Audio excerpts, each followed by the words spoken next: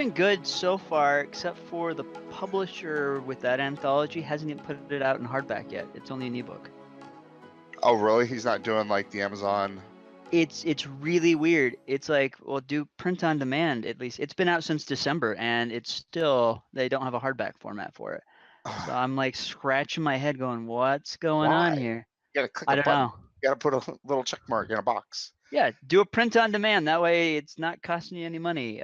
Whatever. I don't get it, but Yeah, I mean, it would yeah. be nice when you do a table to have both books. Yeah.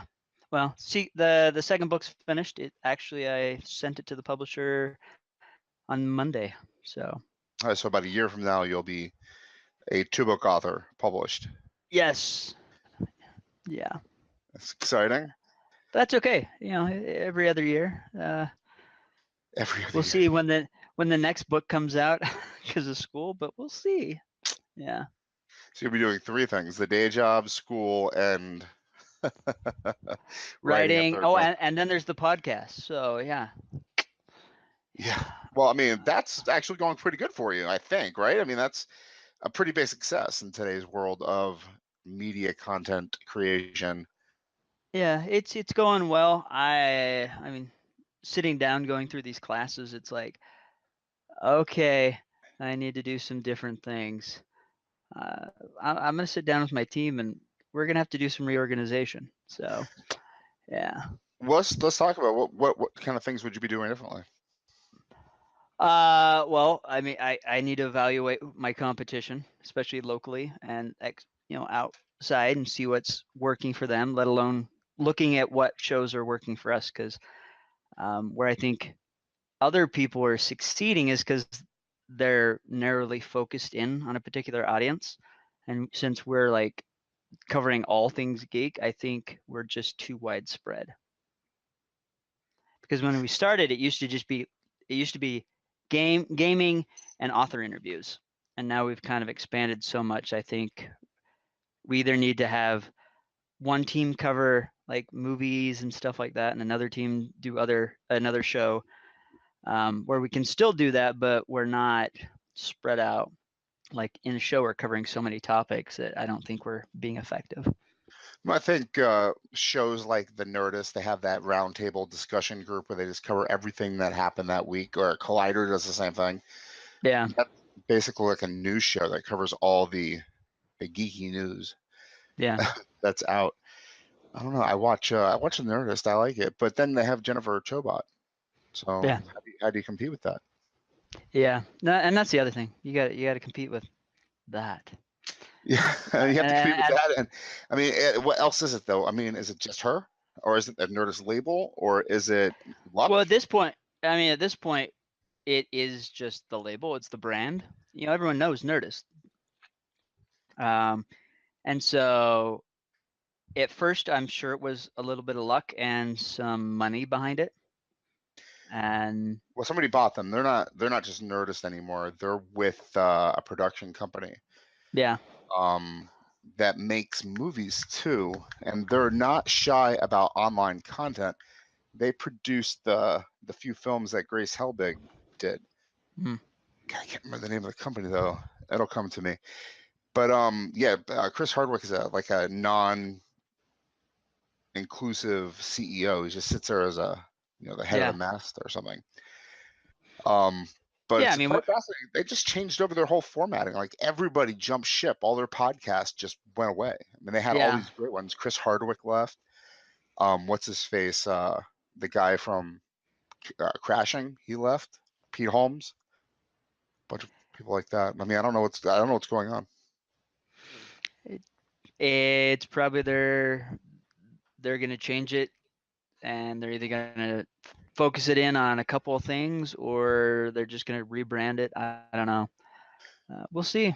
My theory is that YouTube Red and YouTube, their cable subscription service, is actually what's impacting that decision.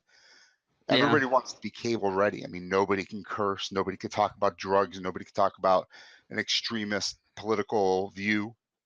I mean, Mm-hmm. everybody's trying to keep it extremely. YouTube is trying to keep it incredibly G-rated, and I think Yeah. it's just because of that bleed over potentially. Well, And and YouTube's horrible. I mean, they're censoring stuff left and right. I don't know. It's I'm bad. invisible on YouTube, so it doesn't even matter.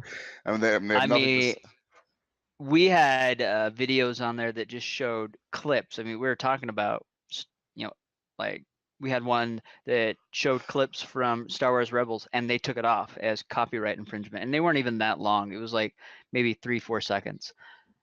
Even though we were giving credit to Lucasfilms, and it shows it clearly on the clip, they still took it down. And then another buddy that was one of my hosts had done a Star Wars fan film. It was entered into Lucasfilms. It was on StarWars.com. He won, has the trophy, and they still took it down as copyright infringement, even though he owns the rights to it. It's hardcore. It's hardcore and ridiculous at the same time, because Yeah. I mean, yeah, you have a copyright. That's great. You're taking the content down off of YouTube. Oh no, what am I going to do? I'll find it in 1,000 other places. You know what I Yeah. mean?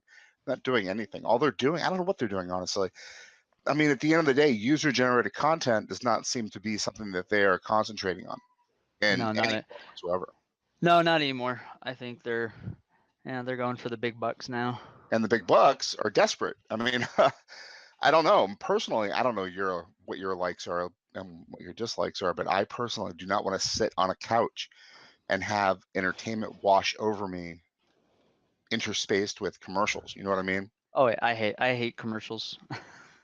uh, I, I love Netflix for it. I love Amazon Prime. But I hate like watching my shows on like the apps like CW or ABC or CBS because I get commercials. It's like, Yeah. what's the point? So there's other places that you can go that don't include the commercials. So I mean, they're Uh, losing out big time.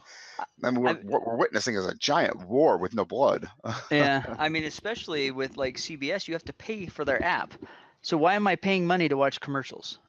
Well, I mean, CBS too, right? With the whole Star Trek Yeah. debacle. I Oh, mean, it's like, hey, nerds, come watch a show that y'all want to watch, and like, we'll charge you for it, and you got to watch our commercials. yeah, No, yeah, no. It turned out to be like one of the most widely pirated television shows in the history of pirating. yeah, yeah. No doubt. I'm surprised it's around for another season because of that, but I'm oh surprised it's well. around another season because it wasn't that good, but that's just my Oh, opinion. it was horrible. And I'm not a Star Trek fan, but it was horrible. I Oh, am, and it wasn't. But then I think it's more of this new Star Trek, this J.J. Abrams stuff, and no, that's it wasn't not even that. so. It's an alternate universe. Oh, from that too, it's not even connected to it. It's not even connected with Kirk or anything. It's an alternate universe. So that's why the Klingons were different. But at the same time, they kept hinting that somehow it was connected. It was just, I feel like it was sloppy storytelling, sloppy writing. And it's like, oh, well, we can sort of put it in another dimension or another reality just so we don't break I don't know. I I don't know think, either. It's very interesting because what they're doing is they have this IP, right, and they just try to reflesh it out so they don't have to buy new IPs. They don't have to yeah, try anything brand new. I mean, I don't know. Maybe it's the guilds are overflowing with people and they're afraid to put anybody else in the industry or something. It's just yeah, incredibly difficult to break in. I mean, you have to have so many people sign off on you. yeah. This cannot work. So yeah, I feel that struggle, man. How many people are on your team on the show? There's 3 others besides me. So, At least you have a brain, what's it called? Brain base to work with, people to talk to and kind of figure things out with. yeah, And you guys have been doing it forever. How old is 10 podcast? years. 10 years, yeah. I Yeah, mean, you hit it right at the right time too. You were there at the beginning. yeah. I mean, I was there before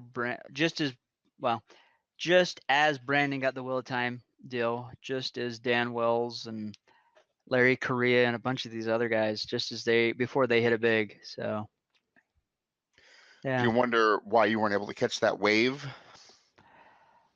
As Some far people out as there.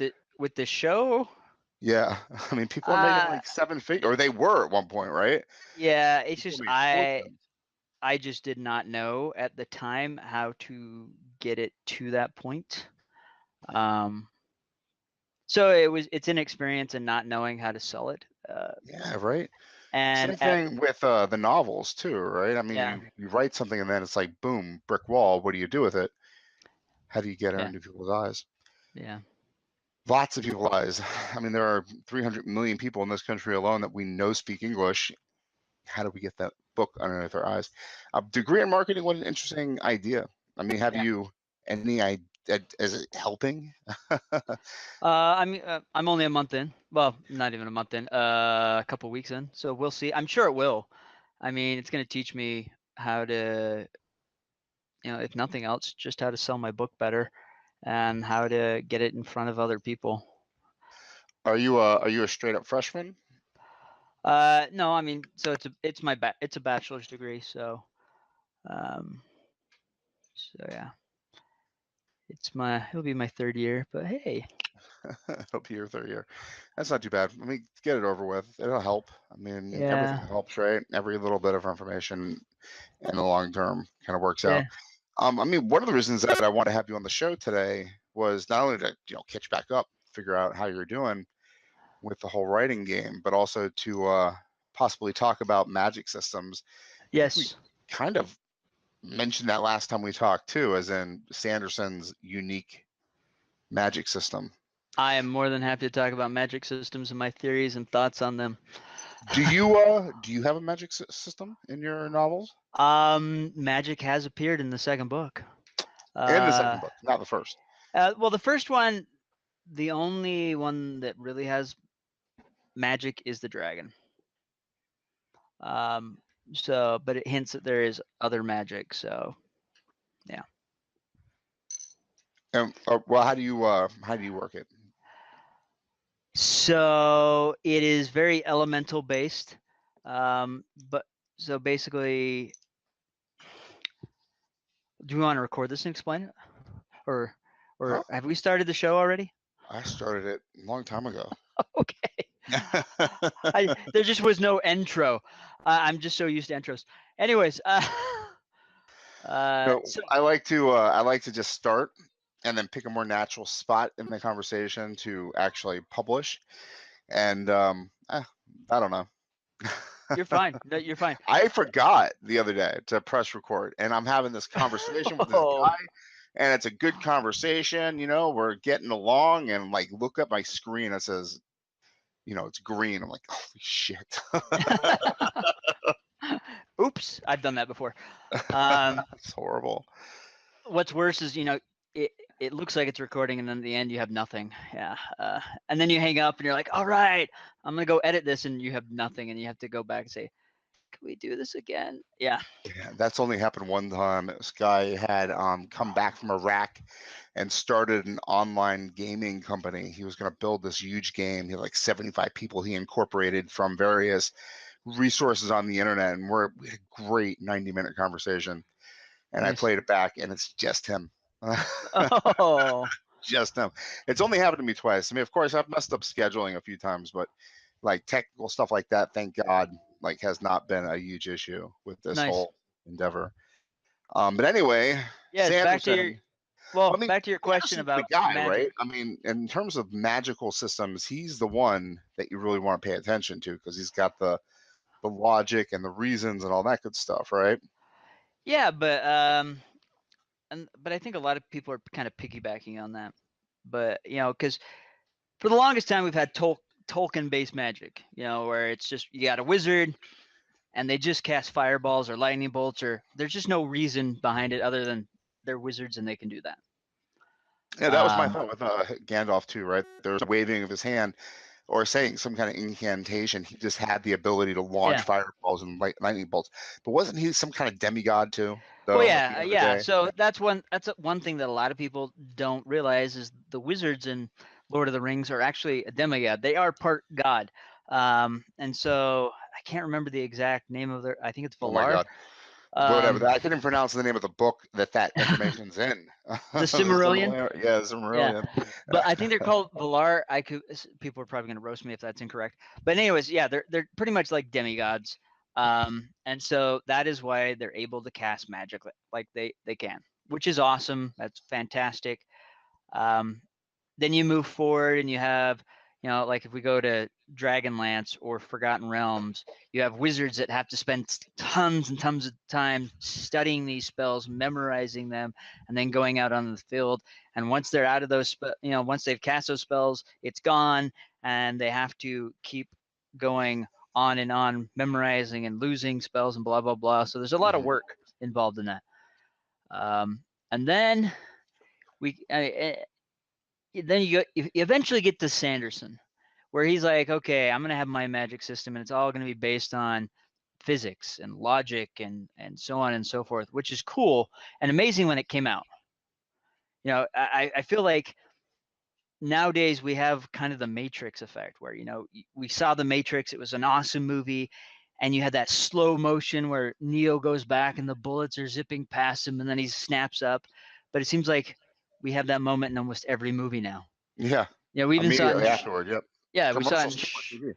yeah, we saw it in Shrek and a bunch of other movies, and I feel like that's kind of what's happened with Sanderson, where a lot of people are doing stuff like that. A author buddy of mine, Chris Husberg, his magic system is really unique because it's based off of, it's kind of like a drug. The more you use it, the more you get addicted to it, and it literally is destroying you. And it's like taking meth, pretty much. That's awesome. It's like these crystals type things. Just that description alone makes me think of that Black Mirror episode. Yeah. Did you see the last season with the doctor who's given the technology to feel what the patients are feeling? Yeah. And he gets addicted to the pain and the and it kind of rots. I mean, it's great power, and it's eating him basically. Yeah, so we have a lot of these guys that are coming up with different magic systems. You know, Brian McClellan, great author. He has the Powder Mage series, and it's all based off of gunpowder. So we have these different magic systems that are coming out because people are saying, hey, I can do things other than just traditional wizards, fireballs, lightning bolts. But I think at the same time, it's so prevalent now that I think we've kind of lost our way in a way. Where We're it's writing to come up with magical systems as opposed to writing for good stories. Yeah, and it's becoming really complicated. I mean, let's use Star Wars for example. Okay, we had the Force. It was a mystical power. It was awesome. Everyone loved the Force. And then we have the Phantom Menace. What's and then that? We get, and yeah, I know. And then we get midichlorians. It's like, why do we need an explanation?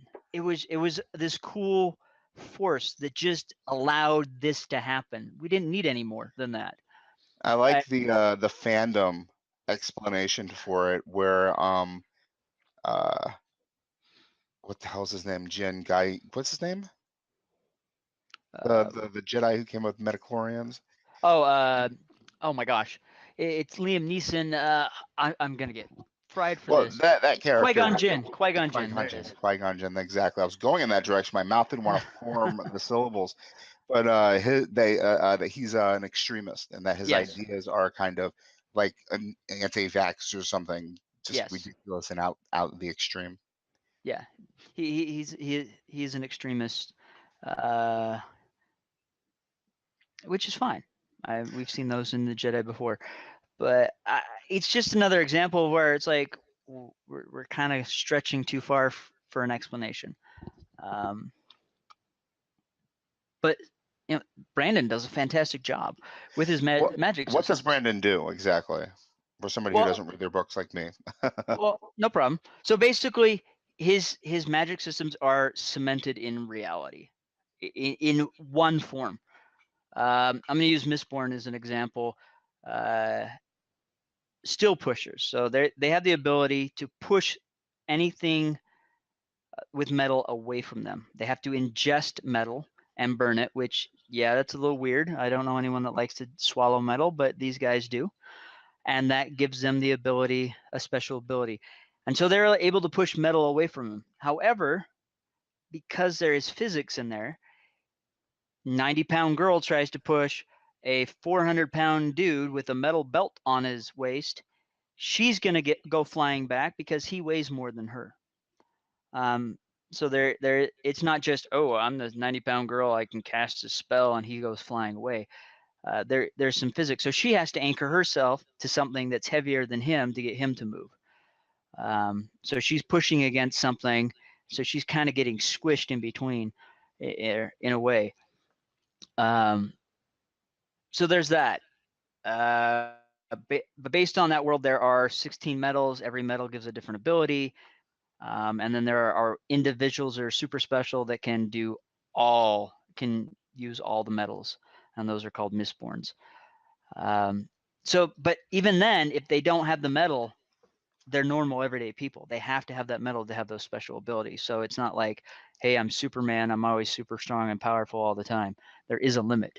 Much like with Green Lantern, he has his power ring. He can do anything he wants. He can fly. He's strong and create all these things, but his ring only has so much energy, then it depletes and he has to restore it. So I kind of like that factor where, these all-powerful beings have a limitation. Right. I mean, I like the idea of energy because I mean, Yeah. when I think of magic, I think it's coming from inside you anyway. Yeah. So you are exhausting something. Yes. I like the idea of like an Olympic athlete having to shove countless amounts of calories into their body to sustain their workouts, and I would think like magic use would be kind of similar to that. Just like Yeah. constantly Well, shove food down your throat. I mean, look at the Flash. He's constantly having to eating because he's running so fast. He is burning calories like crazy, and his blood. He's got to eat food to maintain his blood sugar levels, and so on and so forth. And I like that, especially in the TV series. They really focused on these, like, man, I got to eat, and you see that. And without that, it would just be like, what's going on here? This guy's running around like crazy. He's got to be burning calories. Yep. Yeah. So, with my magic system that I've developed, it is there is a limitation. They have a connection to the power of the planet. So basically, how I have built it up is when the world was created, there were forces that created it, and I don't. Do you know what the ley lines are? No. Okay, so there are several religions or people that believe that there are a series of lines that run across the planet, and there are nexus or convergences, and those are where magic is at its highest. So Stonehenge is believed to be on one of those nexuses, and there's several others places throughout the world. And so Did they you ever believe, read The Outlander? yeah, It's kind of similar to that, I think, in a way, yeah, where they have the standing stones, and the yes, standing stones are connected to, I don't know what, points in time or yeah, something. it is points in time. So going off of that theory and ancient texts from druids and stuff like that, or even Wiccan religion, I was kind of like, okay, so there's got to be some sort of form of magic or something that has fueled life on this planet, um, and then dragons were created to be the guardians of that. Well, eventually the dragons, because if you look at Asian cultures, dragons were guardians. They were very elemental based, and they were guardians and things like that. Even looking at Mulan, Mushu is a guardian. But something happened to them. They became corrupt, and now they're more like the European dragons we're used to, where they're evil and sinister, and you have to go slay them. They're killing people, so on and so forth.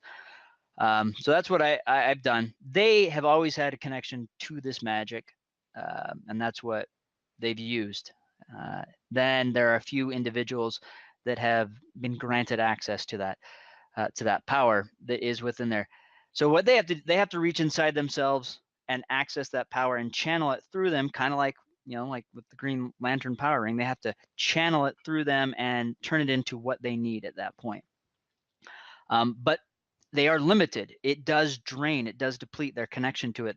The more they use it, the less they have available until they can rest, and then it kind of wells up. It's kind of like a wellspring, I guess, in a way. Well, you do want a limitation because Yeah.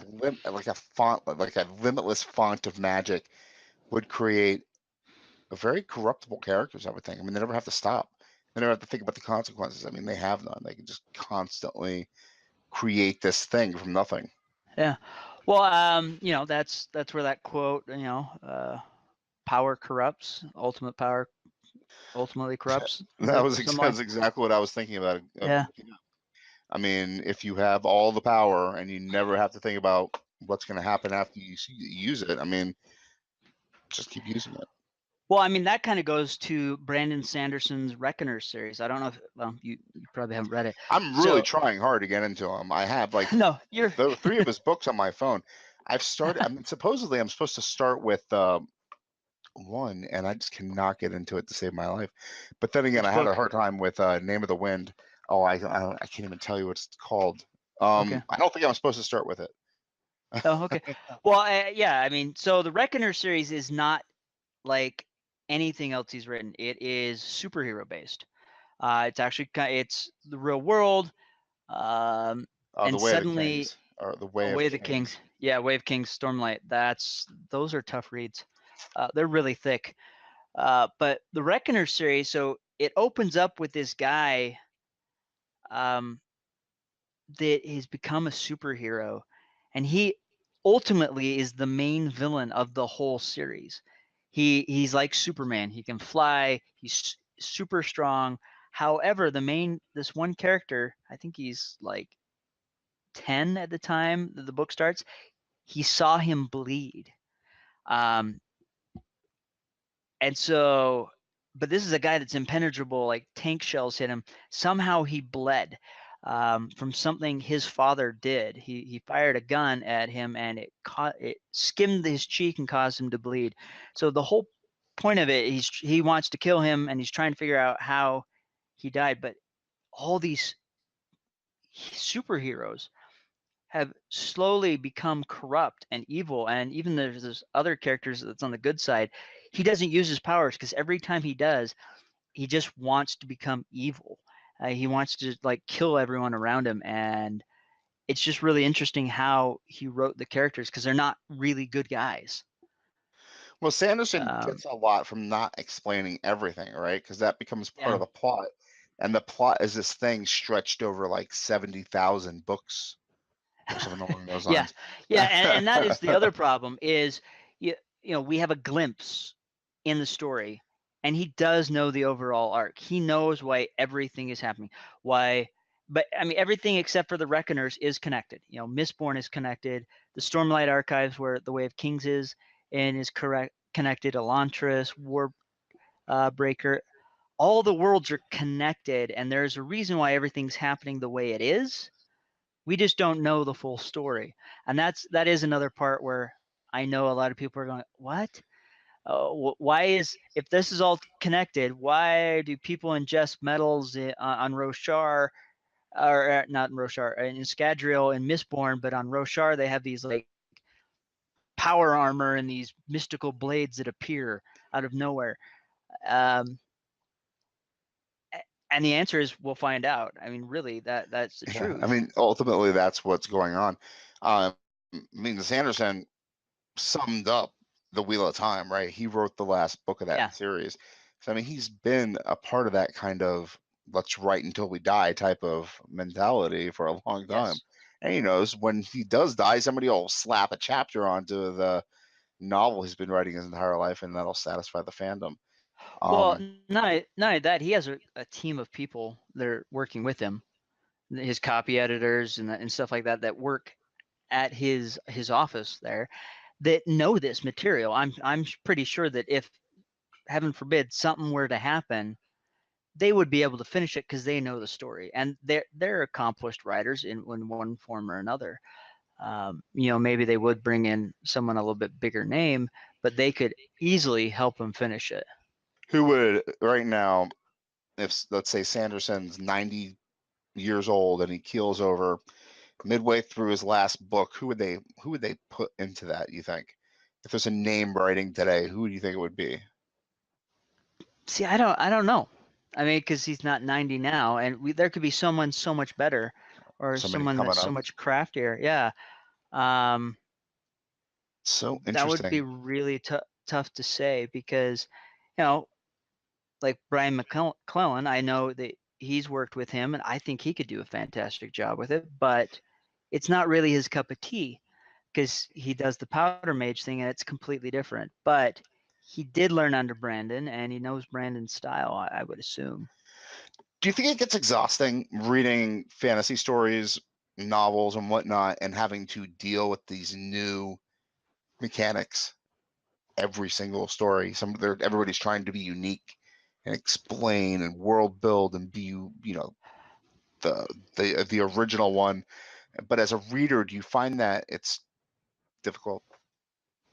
As a reader, I mean, sometimes, yeah. I guess you're Um, you're jaded though too, aren't you? You're like me. You're not just a reader. You're a creator too.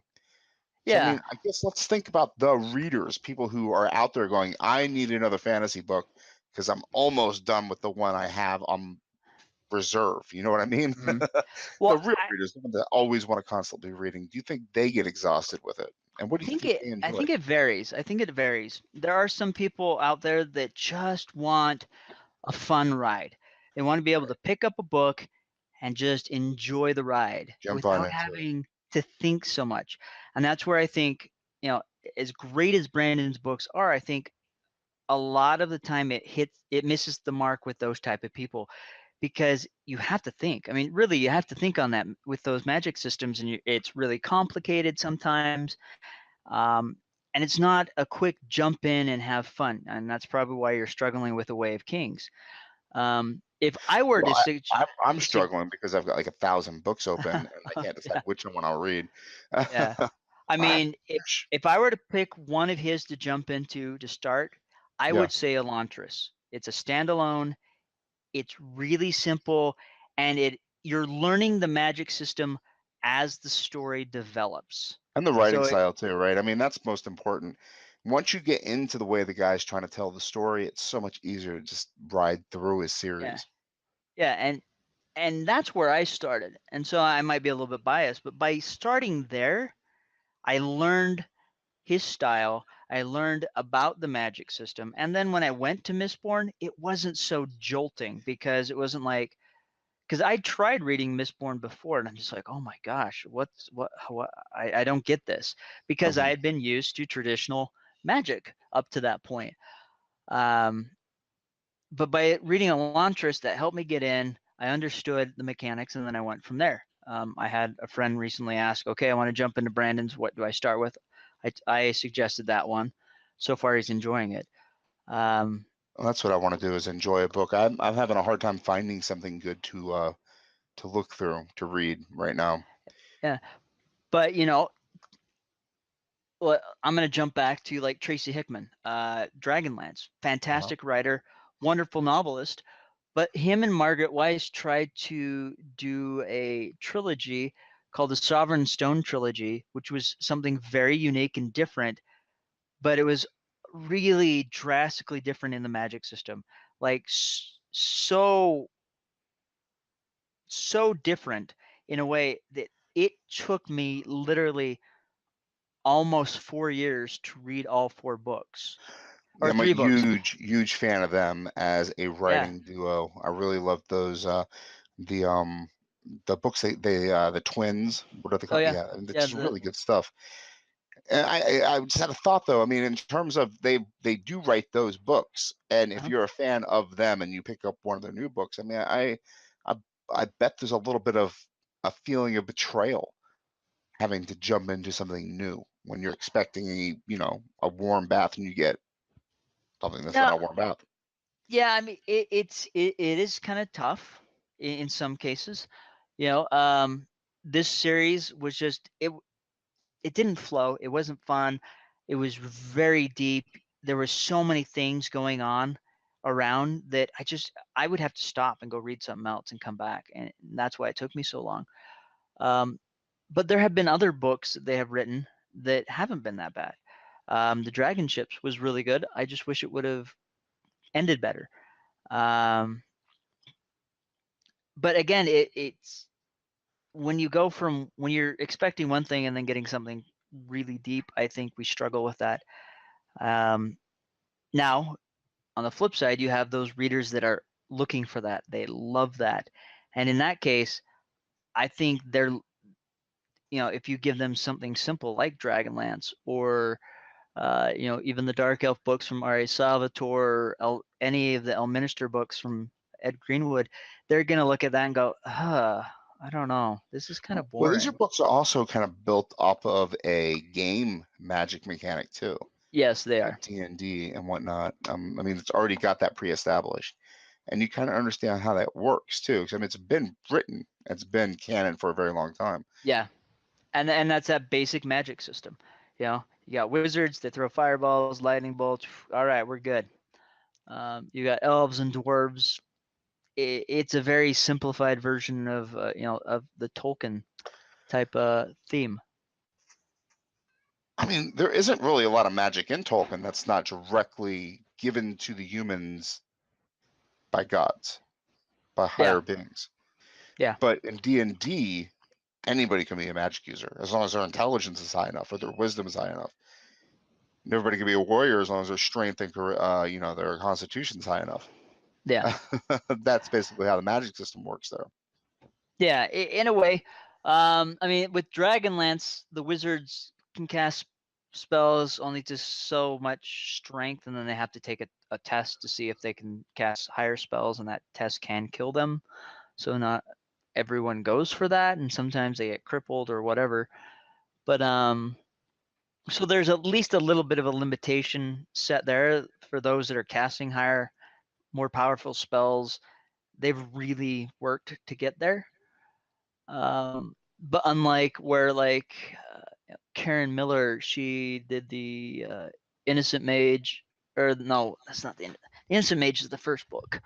What is it? The Kingmaker Kingbreaker series. That's right. So you just have this kid. He's a fisherman, and suddenly he's casting magic. And they're like, "What the heck?" It's something that only like the king and queen and the prince and princess are supposed to be able to cast, and because of their bloodline. But some reason this fisherman can cast spells, and they never really explain why. So you're always you're left kind of scratching your head, like, what's going on here? And it's not till later, like I think it's three. Let's see. There's a second series, The Prodigal Mage. So it's that series after the first one, when that fisherman grows up and he's already saved the day, and he has kids, and his daughter has magic. That you finally find out why this fisherman has magic, and you're just like, wow, yeah. It makes How many books into the series? So that'd be 4 books in. Wow. Before you find out why, and this is like 15 years after he's already saved everyone, and he has a daughter, and she runs off, and then she's learning all this other stuff, and that's when you find out, and you're just kind of like, what in the, why didn't you tell us this in the beginning, type thing. But I maybe just she didn't thought know at the time. Yeah. of yeah. And there is times like that where you write the first book, it works well, you write the second book, and then you kind of write backwards, I guess. And okay, I have this idea, this is how it's going to work. I mean, we're kind of seeing that now with Star Wars and Han Solo movie and stuff like that. Are you excited about the Han Solo movie at all? I have hopes that it will be good, but I'm not sure. I'm hesitant.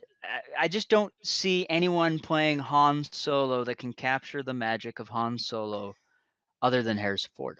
Man, you know what's so cool though to me is that we're looking at a future where we have those debates. Who's the best Han Solo? Is Yeah. it the original, Sean Connery, or is it Roger Moore who did a little bit more campy? You know what I mean? Our future is Yeah. who's the best Han Solo, and they do the same thing with Luke Skywalker too. I mean, they've been doing it for decades now, and it's interesting they're doing it now because this guy looks nothing like Harrison Ford. Sounds nothing No. like Harrison Ford. Yeah. But the guy who's playing Lando actually is Lando in a certain way. It's Donald Glover. Yeah, Yeah. I think he looks the part. He looks he looks the part. like a very young Lando. I'm not keen on what they've done with the Falcon. I think that's something But plot or something with the plot though. yeah, I'm sure it is. And we already know in episode 5 with Empire when they're in Bespin. He's like, "What did you do to her?" So he's made a I lot mean, of we know what the modifications. He's plot already put is, her. right? Yeah, I mean, we know that he's going to save Chewbacca for the life debt, and we also know he's going to run. He's going to do the Kessel Run, and yeah, he's going to win them, and it's just going to. I think, unfortunately, it's going to be Han Solo's greatest hits. I don't think it's going to be too original. yeah. I hope it is, and I hope we can get. I hope it pulls off well. My hope is Then that it's connected plot-wise to the greater storyline, I'm sure. I'm sure they're going to. and also Disney. explains how Kylo Ren is not his son, and he is just Kylo Ren's adoptive father. Yeah, no. Unfortunately, Kylo is his child. Uh, So what makes you 100% certain that he is actually their child? uh, Oops. that well, one, he's really strong in the Force. There would be no Oh no, reason. I'm not saying he's not a Skywalker. Yeah. I'm just saying Leia and Han, he's not their son at all. Oh, Oh no, actually I okay. am saying he's not a Skywalker. Yeah. Oh wait, Yeah. no, I'm sorry. My theory is that he is a Skywalker, but he's not Leia and Han's son. Going with that one. Ah, so he's Luke's son. Well, because there's only the two. There's only Leia and Luke. How did I work this out? I know. Let me think this through. I I know Rey is the daughter of two rebel soldiers potentially, and she ends up on that planet, and they die during the final battle of Return of the Jedi or something along those lines, and that's why they don't come back to get her, or something along those lines. But they're actually connected to Leia and Han.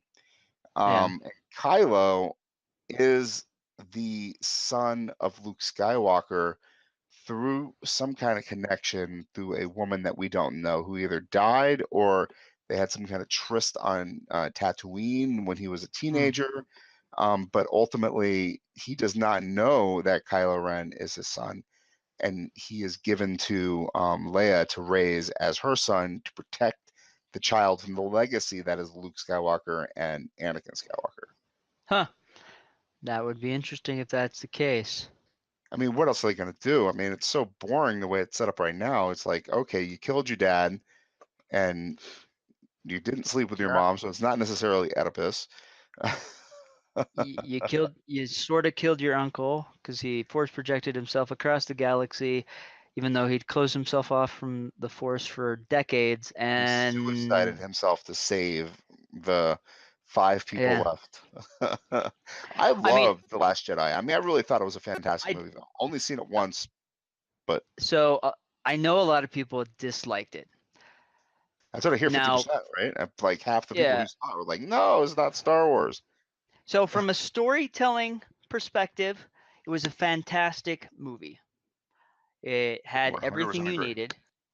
It brought back. We saw Yoda. Yoda had a lot of great lines in there that Not taught just Yoda, either Luke. practical effects Yoda. Perfect. Yeah, yeah. Yoda. One of my greatest lines from that movie, Yoda spoke, and that is, "Failure is our greatest teacher." That's really Um, awesome, isn't it? and That's why he that was is kind of lost. so true because as a writer, as a creator, anytime, I mean, even Thomas Edison, every time he failed, he just saw it as another opportunity. And that's what we really need to see things as. Um, there's a record that Thomas Edison had this big factory and it burnt down. And the next day, all of his workers were there and they're like, "What are we going to do?" And he's like, "Well, all of our failures are burnt to the ground. We get to start over fresh." And that is just a fantastic way of looking at it. Is okay, it's burnt down, we're starting over. You failed, you don't know how, you've figured out how not to do it this way, let's do it some way different. So that was a great lesson in that. But more than that, the story was just good. And I think what everyone is so angry about is we've had all these fantastic novels that have been put out, that have shown Luke in a much different light than we saw in the movie. Mirage, basically his Yeah, we son. had Marge Jade. They had a child named Ben. Um, and These he, are what people had for Star Wars for yeah, many years. I was going yeah, to say decades, but it's really not that many decades. But I mean, for a long time, they had the supplemental materials, the yeah. Well, novels and comic books. they had Luke Skywalker, the savior of the galaxy, the guy that always comes in, fights the bad guy, wins. Now we got in the movies a Luke Skywalker that, and I really think that Snoke affected him. You know, he was using his powers on Luke to get him to kill Ben, but he stopped, felt ashamed, and Ben reacted the way he did. But the thing that upsets everyone is he ran away like a little baby and hid. And that, in that aspect, I don't like what they did with the character. But at the same time, you know, when you are Luke Skywalker that lived on Tatooine, was a spoiled brat, suddenly got thrust into this position where you've gone up against Darth Vader, the Emperor is dead, now you're this huge person and you make a mistake, would you not react the same way being a human being? It's the same Mo way that Obi-Wan Kenobi, Ben Kenobi reacted. Exact same way. Yeah. Ran away Yeah. from his responsibilities. Created. He had, as much responsibility in creating Darth Vader as the Emperor did. Yeah. And when he did create Darth Vader, the first thing he did was run away to the desert to supposedly, guardian the boy. But I mean, Yeah. no, I mean, that's what happens in Star Wars. People don't handle their failures very well. Yeah. And, you know, and neither did Yoda. Yoda fled to Dagobah. Yes, granted, they were hiding until the twins would grow up and they could train them, but still, you know, they could have done something. They weren't the only Jedis. I mean, if you've seen Star Wars Rebels, there's 2 Jedis there. Ahsoka is still alive. Uh, yeah, there's still a possibility, but they ran and hid. So that I guess is, that's really like the main difference between the Jedi, right? And the prequels, Obi-Wan and Qui-Gon Jinn could go by themselves to the Federation blockade master ship or whatever, and they could face everybody, all these killer droids and poison walls and blast shields, and they can end up being victorious. But old school Jedi weren't able to do that. I mean, they had no. ridiculously simple fights on the Death Star, and they were controlled by old men in thrones or whatever. I mean, there wasn't a lot of magic happening. But the prequel showed Jedi as being miraculous. I mean, they could do anything. Yeah. You could face down armies Yeah. by themselves. Yeah. And they've had to go back and write in why that is the way it is. Yeah, you know, is it that great? And at this point, I don't even know if it's canon because they've tossed all those books out. But there was a book called Darth Plagueis, which is Oh, the I read mass. that one. That Yeah, that was actually really a lot of fun. that was a great book. But they Plagueis and Sidious did a Sith ritual that tipped the balance of the Force all the way into the dark side, which is why you always hear Yoda saying the Force is clouded by the dark side and blah blah blah. That also, in reaction to that, the Force created Anakin as the counterbalance or the chosen one. Um, but because that's so tipped in the dark side favor, that's why we have these weaker Jedi's that we see later on. Their powers, you know, they've had to cut themselves off from the Force, and so they're not as strong. Kind What of a what I like, weak sauce explanation, but no, it's an no, no, I got explanation. you. But what I love about this, and this is just from the outside, the meta Star Warsing that we do, or we're able to do after the first, trilogy finished filming or was released in the '80s, is we had all this time because we didn't have any other Star Wars to enjoy to Yeah, dig into it, tear it apart, pull the threads. I mean, yeah, it's a movie, so I mean, the plot is horribly misconstructed if you look deep enough. and we start making excuses for things. And now we have so much Star Wars coming out, we can't find the places to shove that stuff in to Oh, I make know. have it make sense yet. And I don't even know if we're going to have the opportunity. Disney will just keep pumping them out every year. It's like they do with Marvel until, we just say, fine, they're all awesome, thank you. Well, I think even with Marvel, we're gonna start getting fatigue. I mean, it's just the 40 truth of it. films. I don't understand how we're not already fatigued, honestly. Well, 40 films. I think we are. I think we're getting into that point where we are. Dude, I just saw 3 of the best Marvel films I have seen in the last 10 years or whatever, with Thor Ragnarok, Black Panther, and the last one, The Avengers. Infinity War, yeah, and we're gonna get Captain Marvel, which I'm sure is gonna be fantastic. But the Not thing too excited is, about the Ant-Man Wasp movie, but yeah, but so we're gonna get 3 Marvel movies this year. We're gonna get 3 next year probably. 3 movies in a year, I think, is a little much. Let alone they're throwing in a Star Wars movie in that, and I know that's fine and fantastic. But then we're also gonna get all the other Disney movies that they're gonna plant in, and Indiana Jones coming soon, and it's just we're gonna be bombarded with all this. And I just feel like there's got to be a point where we're going to start wanting original new content, I think that something harkens different. back to what we were talking about earlier, though. I don't think the union can afford to let new blood into that system. I No, just don't think it's going to happen. and Actors are a different story because they can mhm, manipulate them, yeah. right? But the writers, they have that union is so tight Well, that it's going to happen. I think it's more than just that. It comes down to the almighty dollar. You know, these big houses, movie houses, want to go with something they know is going to bring in dollars. And of course, Marvel movies right now are bringing in money. So is Star Wars. That's a guaranteed bet. You know, Um, $1 billion a movie. yeah, and and when you go to put out a movie like John Carter, which it's still a Unfortunately, comic book John movie. Carter wasn't constructed very good, though. I Yeah, mean, I tried and to that's the watch it, problem. and I'm a hardcore science fiction fan, and I would watch it beyond the first scene, but that music was so horribly loud, and Yeah, I'm at home. I'm watching on my whatever 70-inch TV. The volume mhm, is not that loud, but it was so discordant with what the action was on the screen, the mhm. horrible orchestral music, and it was like I was done before I even got started. Plus, I think that they miscast the Yeah. Dominic, whatever his name is. I mean, it could have had the potential to be great, Should have been, right? I mean, it's but kind of an original story. It has not been. We have not been to Barstool or whatever the hell that planet's called, yeah, Mars, I guess, in decades, right?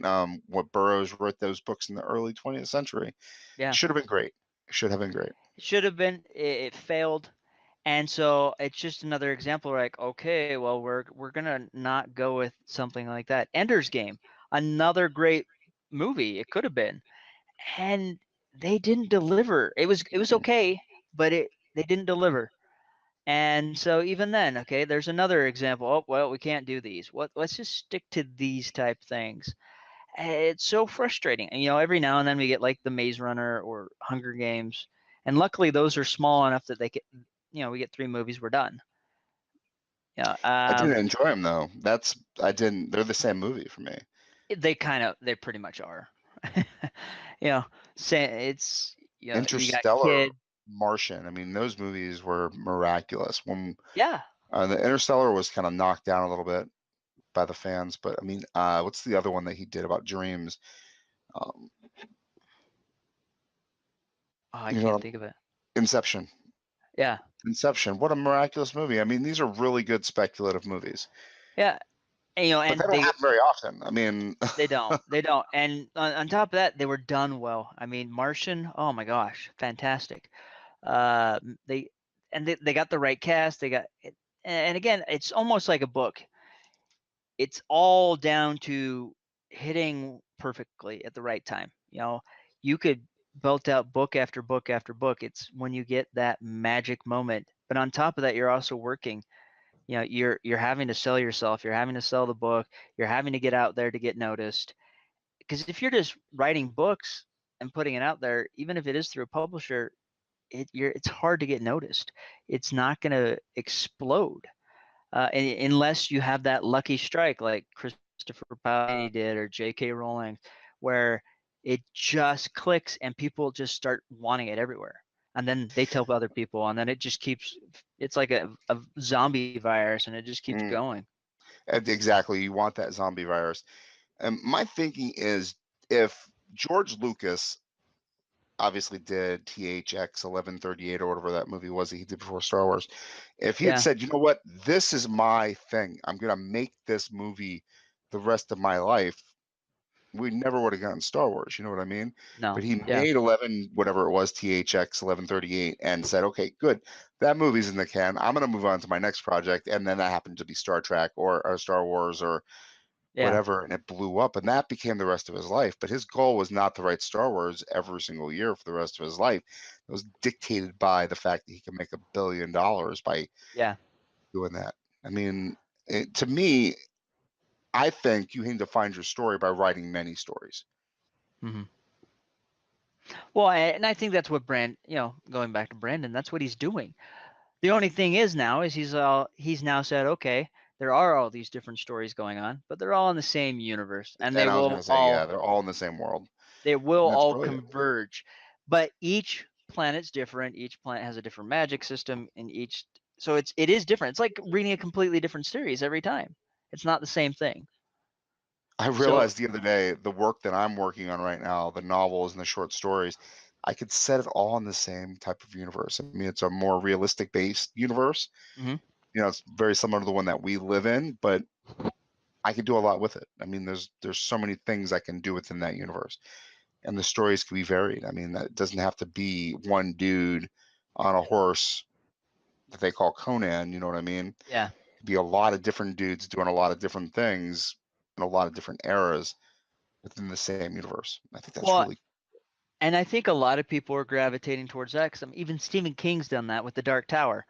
You know, all of his stories are now interconnected. Because of the Dark Tower series and how that connects all these different points in the universes and dimensions and stuff like that.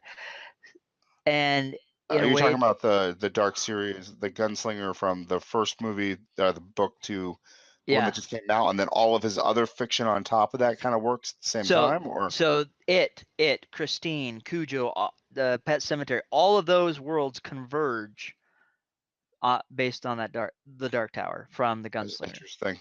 Yeah, and so he did this, or fans did this? He's done this. So it's kind of going back to that. Okay, yes, all these other things exist elsewhere, but they're all connected. So he's kind of making his own Stephen King cinematic universe or whatever. Kind of like Brandon has with the Cosmere, which then combines them, and because that would make sense. There's this this dark force, and it's bleeding out. Yeah. Why all this bad stuff is happening in his books, because it now kind of sort of makes sense, I guess. Maybe he had that all planned, or maybe he's just like, hey, I really like how these other guys are connecting things. I'm going to do that. That goes back to what we were talking about in terms of, picking a mechanic and sticking with it, because that's what your readers, your fans, the people who look for your name on the cover of a book are expecting you to have. You know what I mean? We mentioned what's her face and what's his face, Tracy Hickman and Margaret Weiss, how they switched up their mechanic, and it was awkward, and it didn't feel very comfortable, and you're like, no, I want something else. I mean, even Stephen King, with this gigantic collection of hundreds of novels, I don't even know how many novels the guy has out right now, and I did a podcast on him not like a year ago, so you should think my memory is better than this. I mean, it's nice that there is a consistent mechanic at work here. Things happen because of a logic that he has in place within his world. Yeah. It happens because of the same thing that makes the Tommyknockers happen, which the Tommyknockers happens the same thing that makes the Gunslinger. And that to me is beautiful. The Dragon's Eyes or something like that. That's really cool. It's like a lifetime's worth of work right there. So he has 98 books out right now. 98, my God.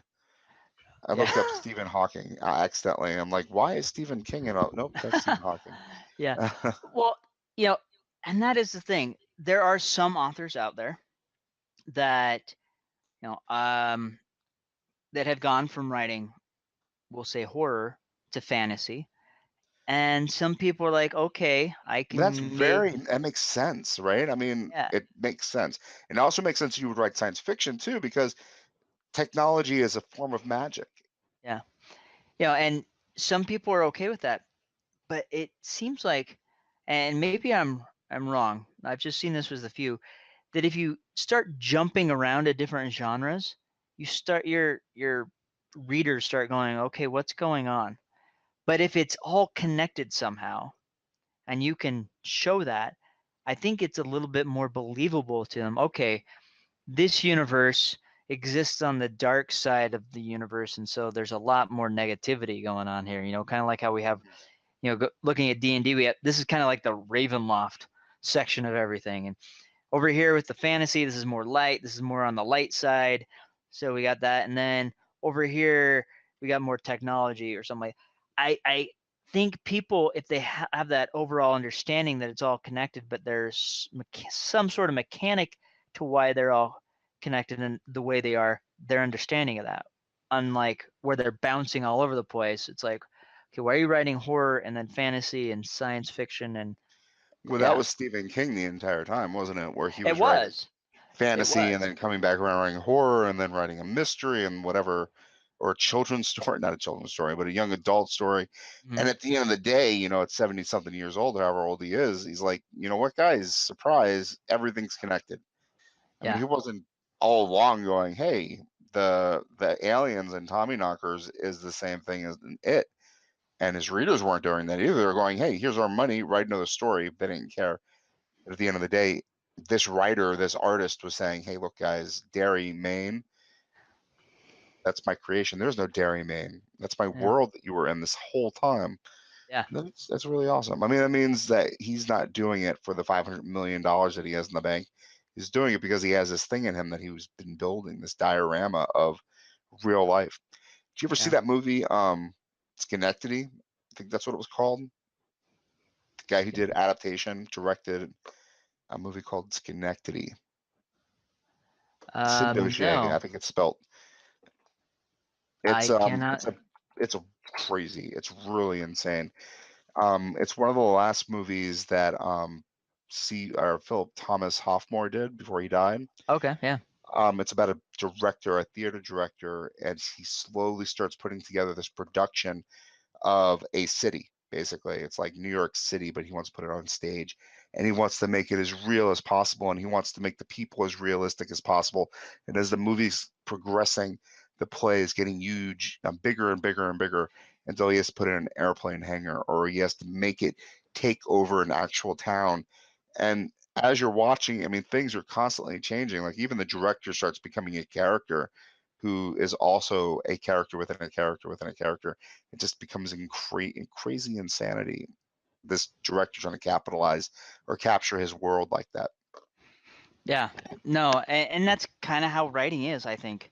You know, like with my book, I start out with the standalone, and then I've expanded on it, and the third book will be expanded more. And I think that's how we are as writers, especially when we have a series. We have one idea, then we expand on it, and it keeps growing and it keeps growing. Or a way that we look at life too, right? I mean, Yeah. ultimately, from the very beginning, speculative fiction called to me because I wanted to write a fantasy epic that took place in the world that we live in. I wanted to make some kind of reasons for the magic to make sense. Yeah. And I haven't done that yet, but that's been basically why I'm doing what I'm doing, is trying to make magic and fantasy fit in the world that we live in somehow. I mean, that's what I did because I've been trying to write a fantasy, like high epic fantasy, traditional magic for years now, and it never worked. It always felt foreign. It felt odd to me, and it never really worked. And then when I got the idea for my book and I started writing, it just felt natural. It's like I know this world. It's tangible. I can feel it. But there are even then I can look at outside things that exist where people, there were druids that used to exist and this is what they believed in. There are people out there that still worship that do Wiccan, and this is their beliefs, and all of that, you pull that in, all these different threads, pull it in, And there are people out there that still believe there is magic that exists in the world, and it exists this way or that way, and then you make it happen through your story. Yeah, I mean it's so cool. Did you read The Kings of the Wild? Yeah. Nicholas Ames, I think his name is Nicholas Ames. Loved the book. Thought it was really good, filled with trope after trope, right? I mean, all the monsters, all the characters are straight out of every fantasy book you've ever picked up. Hmm. But at the end of it, he basically says, okay, we're done with these characters now. Next book, there's going to be a host of different things we're going to see.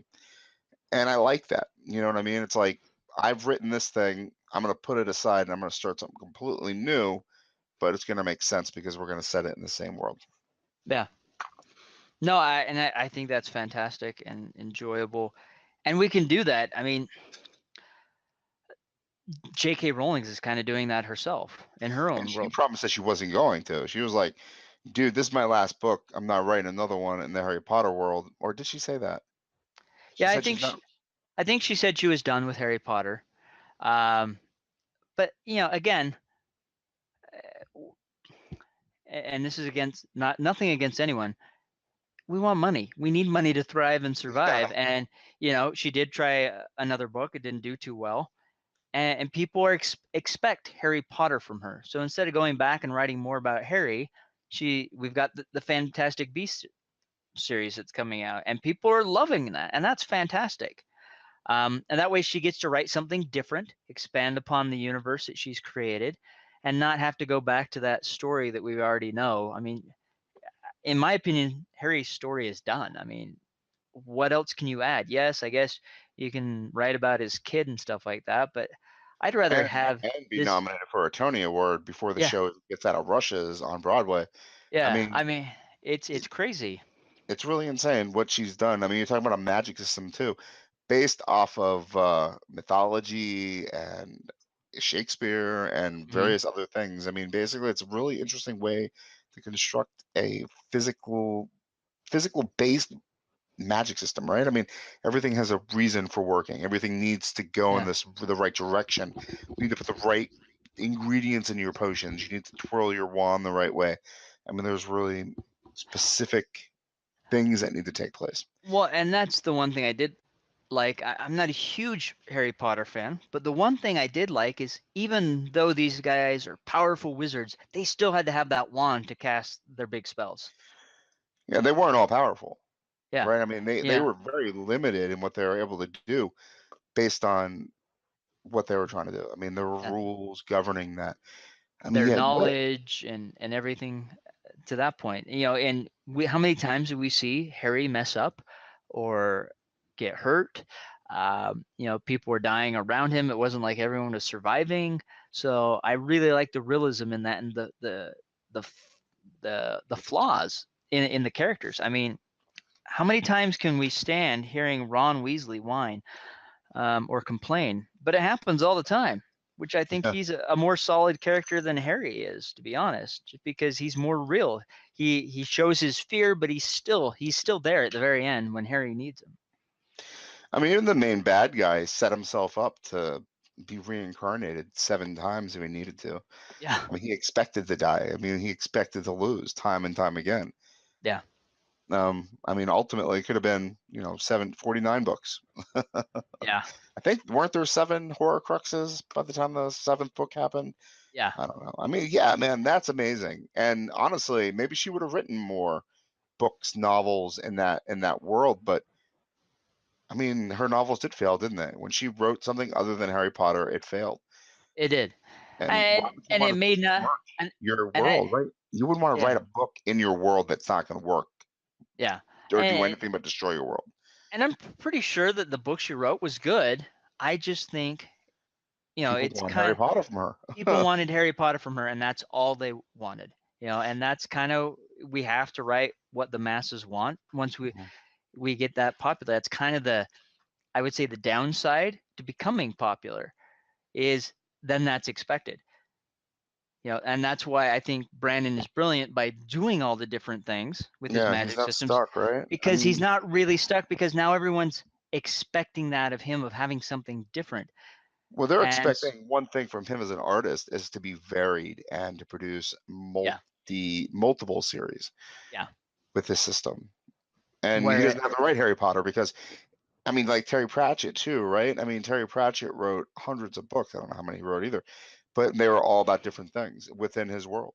yeah, the Ring World, wasn't it? Terry Pratchett.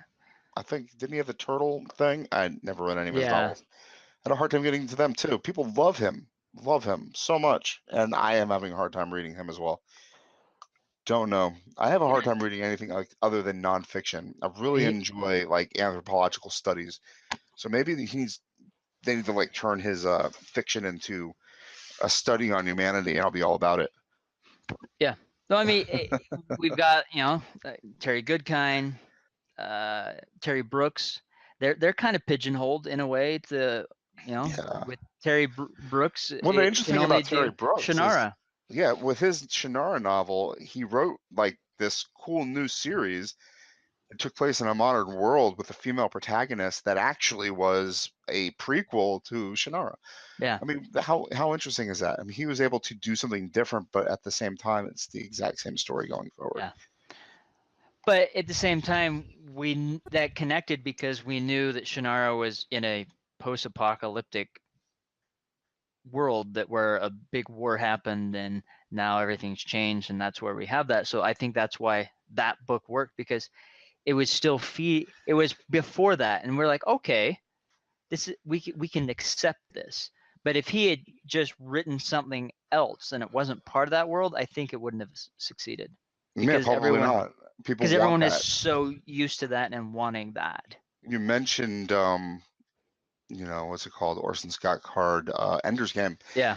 That dude has written nothing but Ender's Game stories for his entire career. It's like 30 Yeah. or 40 books now, and most of them have been self-published. I mean, he's a millionaire, and people hate his guts for, things that he has said, but he's still writing Ender's Game stories And every single people are year. still buying his books. Like, yeah, I mean, he's making money off of the film rights, right?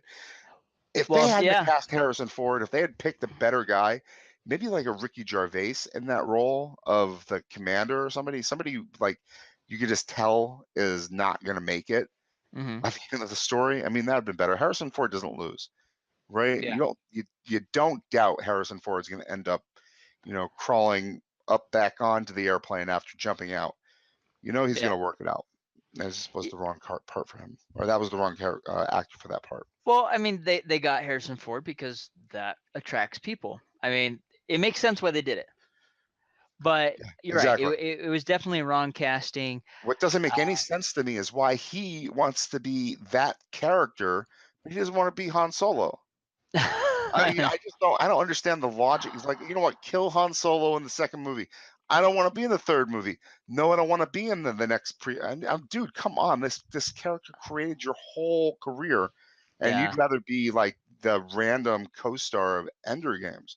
Yeah. Well, I think it comes down to appreciation. There are actors out there that appreciate characters like Mark Hamill. Mark Hamill Loves Luke Skywalker. loves Luke Skywalker, loves being recognized as the voice of the Joker. He loves fans that He point loves out, fans. Yep. and he I've loves interacted the with him before on Twitter, like a number of times. yeah, yeah, He'll like stuff, and and he loves these characters that have brought him the success and have brought him this money, that has helped, fuel his life. Then you have these other actors that just hate what they're attached to, and I think there are some writers out there that are like that too, where, well, why do you keep talking to me about this series? I wrote it like 15 years ago or 20 years ago. I've moved on. Well, whether you've moved on or not, that still brought you success, but fans still love it, and fans are still finding it and still loving those books. Um, yeah, I don't get that Can you think of mentality. any authors that kind of rejected their fandom like that, though? I can't pull of anybody. I can think of J.R.R. Tolkien's son kind of rejecting the fandom that his father had, kind I of know of rejecting the. I know of a few. I don't want to say their names. But there are a few out there that are like that. The majority are not. I will get that. The majority of authors just love the fact that people are reading their stuff, no matter how new or old it is. Because this is something you created. You've given your time, your life, your blood, your sweat, your tears, sometimes your insanity. Well, I mean, you start without that, man. You don't have no sanity if you're Uh, trying to be a writer. yeah, It's not happening. yeah. Um, You put it out there, and you hope people like it. So a but the lot of problem us. that I'm seeing, and this is just in maybe the independent book community or maybe the smaller presses, that people will, yeah, I have an idea, and this idea, I'm gonna ride to death whether or not people are enjoying it. You know Yeah. what I mean? And we're not Stephen King starting out with that first book. We're not successful yet. Do you continue to write in the same world, even though that world is not catching on? But I guess you do, don't you? I'll answer my own question, because I mean, you have to get used to it. It's like a new shoe. You have to stretch out a little bit. Maybe it takes more than one book. I don't know. It definitely, I think it takes more than one book, especially in today's world, just because, with self-publishing and everything out there. I think people are waiting to see if you have more than 2 or 3 books, because then they're like, okay, this person's going to hang around. It's time to maybe invest. And I've seen this with myself when I've gone to events and selling books. Just people watching even though I'm interacting with people, people are more likely to buy a book if you have a book in hardback. But more importantly, they're more than likely to buy a book from you if you have more than 2 books with your name on it at a table. I It mean, looks good, right? It's varied. well, not only that, it shows that they can invest. It's not going to be, okay, he wrote 1 book, we're gone. People like reading a series. If they get interested and like what that author has written, they want to get more. They don't want to wait a couple of years Oh yeah, man. before. You know who That is, pisses me off is Dave Edgars. You know who that is? yeah. I love that guy so much. He wrote The Circle, and he wrote Hologram for the King. And I don't know about his latest book. I haven't read it yet, but it's only those 2 books. Like, dude, you You need know, to write more books. what about George R.R. Martin? Everyone's I still don't know. waiting for that next book. He's not writing no more books, man. That guy's just about dead, and he's a millionaire, and it Well, doesn't matter because HBO's has already yeah. been spoiling his series. I mean, he put a post out a little while ago that the next book is coming, but that's probably because HBO is pushing him to do it, or maybe they're just writing it for him. I don't know. Or even But on top of that, the same breath, Patrick Ruffalo or whatever his name is. I Patrick cannot remember. Rothfuss, Yeah, yeah. Ruffalo. I mean, same thing. He's written 2 books. He promises a third one, and dude, he's an asshole because I really enjoyed his series. I really enjoyed it a lot, and I'm so mad that there's no third book for And for a it decade may now. come. Yeah, For a it may decade. come. Who knows? Yeah, But and that's whether or not the book comes, what definitely is coming is a television series based on the book. yeah, And I'm like, already mad. You know what I mean? yeah. Well, and it's because again, the iron was struck in the right time. He got popular, and he probably doesn't need. He's probably made so much money he doesn't need to write another book, and that's fantastic for him. But at the same time, he's got fans like you that are like, I want that third book, but dang it, I hate you because you're not writing it. And it's taking too long. It doesn't look like it's going to happen. And I don't know. I mean, you do have people like Brandon Sanderson that you could just be a fan of and Yeah. enjoy the crap out of their work for a very, very long time, probably for the rest of your life. I mean, how many books has he written? I did a podcast on him, and I think it was like 40 or 50. I don't think he's done that many. No, okay. Okay, let me count them. Let's Let's see. see. It's gonna take me a while. Not counting. I don't want to count or he's got the Alcatraz series, and I don't have Oh those yeah, ones. that's right. But that's a That's kid's not book. in this. Oh, it's Yeah, a and kid's book, that's and it's not in this part of yeah. this bigger world. Let's see. To date, how many is he written? 21. 21 books. Oh, okay. Well, he's a loser. Obviously, he hasn't written that many. 21. And he hasn't been writing that long. How many Uh, Alcatraz books has he written? I think 5 or 6. Okay. Well, I thought he was a lot more prolific than that, but that's still pretty prolific. I mean, I'm not Yeah, gonna. That's nothing to snuff at. He's my age. He's our age. yeah. He's in his 40s, right? I mean, he's like a kid. He's 2 years older than, I think he's I can 42, just feel my 43. wife rolling her eyes upstairs when I said 40s being a kid. I'm 40. I'm still a kid. Uh, Exactly. That's how I feel. My wife does not think that. I don't get it. So there's four. Excuse me. There's 4 Alcatraz books. They had 25 books. I mean, it's really impressive. BYU grad, right? He's in your area. Yep. He still teaches a class there. I mean, what an interesting character that guy is. I've been listening to one of his podcasts for like the longest time and not even realizing it was one of his podcasts. Writing excuses. Yeah, Yeah. the 15-minute one. And I guess it's his and somebody else's, and then they have 2 guests on every single show. So the Writing Excuses podcast started out with him, Dan Wells, Howard Taylor, and I want to say there's one other person. No, it was them. And then they added Mary. What is Mary's last name? Mary something Kowalski, or I can't remember. Anyways, but they've even expanded beyond that. So there's like now 4 teams that are recording these shows. So they're not always recording because they're writing all the time. So it's just Yeah. it's gone crazy the way they do it now. Well, Brandon's in every single one of them, though. Yeah, I Yeah. think one of the main 3 is always in them, but Brandon probably has the most time. So so right now the hosts are Brandon, Mary, Dan, Howard, and Jamal Croach. Yeah. And it's not just a new guest every week. Well, no, it changes up. Like, so the episode before that was Brandon, Valane, Dan, and Howard, and yeah. So I think there's a couple people they rotate through, but yeah, it's a really interesting show.